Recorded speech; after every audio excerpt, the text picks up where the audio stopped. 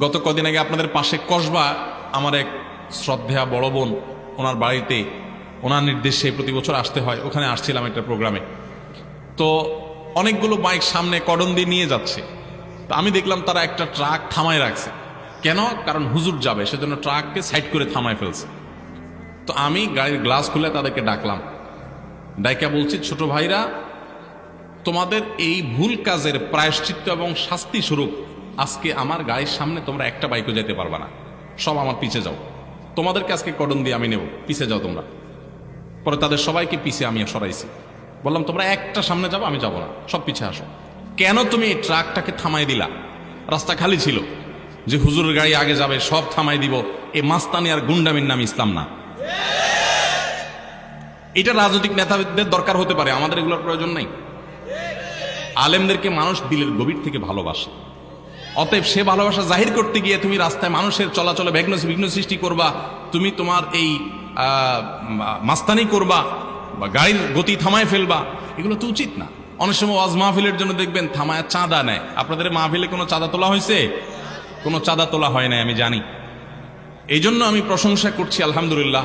একটা মসজিদ যেমন আদর্শ এখানে হয়েছে, একটা মাহফিলও আদর্শ হচ্ছে। এখান থেকে শিক্ষা গ্রহণ করব আমরা। ইসলামের নাম দিয়া কাউকে কষ্ট দেওয়া, এটা কোন অবস্থাতে জায়েজ হতে।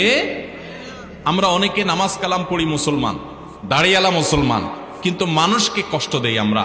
তো আপনি কখনো আদর্শ মুসলমান হতে পারবেন? আল্লাহ আমাদের সবাইকে ভালো মুসলমান হওয়ার তৌফিক দান করুন।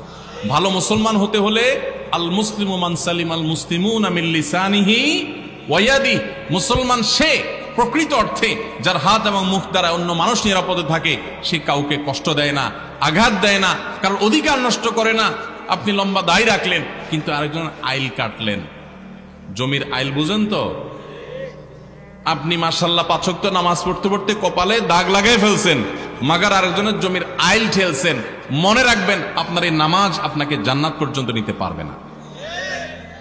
আমি কোরআন হাদিস পড়ে যেটুকু জেনেছি, আল্লাহর কসম, মানুষের অধিকার নষ্ট করেন, মানুষকে কষ্ট দেন, মানুষের পিছনে সমালোচনা করেন, ষড়যন্ত্র করেন, শত্রুতা করেন, অন্যায় লিপ্ত আছেন, বুড়া মানুষ, মুরব্বী মানুষ পুত্রবধূর প্রতি জুলুম করেন, অথবা শাশুড়ি বৌমার প্রতি জুলুম করেন, অথবা স্ত্রী দিনদার কিন্তু স্বামীকে নানাভাবে নির্যাতন করেন। আমরা তো নারী নির্যাতনের কথা শুনি, পুরুষ নির্যাতনের কথা শুনি না।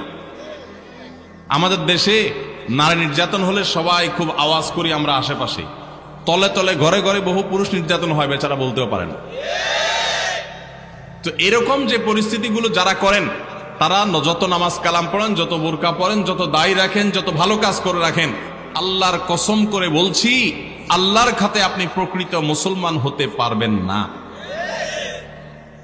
আপনি শুধু ফরজ নামাজগুলো পড়েন, অনেক নফল নামাজও পড়তে পারেন না, খুব বেশি নফল আমল জিকির আজকারও করতে পারেন না, কিন্তু ফরজ কাজগুলো ঠিকঠাক মতো করেন, আর কোনো মানুষের অধিকার নষ্ট করবেন না, কারোর ক্ষতির কারণ হবেন না, কারোর মনে কষ্ট দিবেন না, কারো 2টা পয়সা মেরে খাবেন না, কারোর বিরুদ্ধে চিঠারি বাটপারি করবেন না। এই কাজগুলো যদি আপনি করতে পারেন, তো আল্লাহর খাতায় জান্নাতীদের দৌড়ে প্রতিযোগিতায় আপনি আগে থাকবেন ইনশাআল্লাহ। সবাই চেষ্টা করবো না ইনশাআল্লাহ?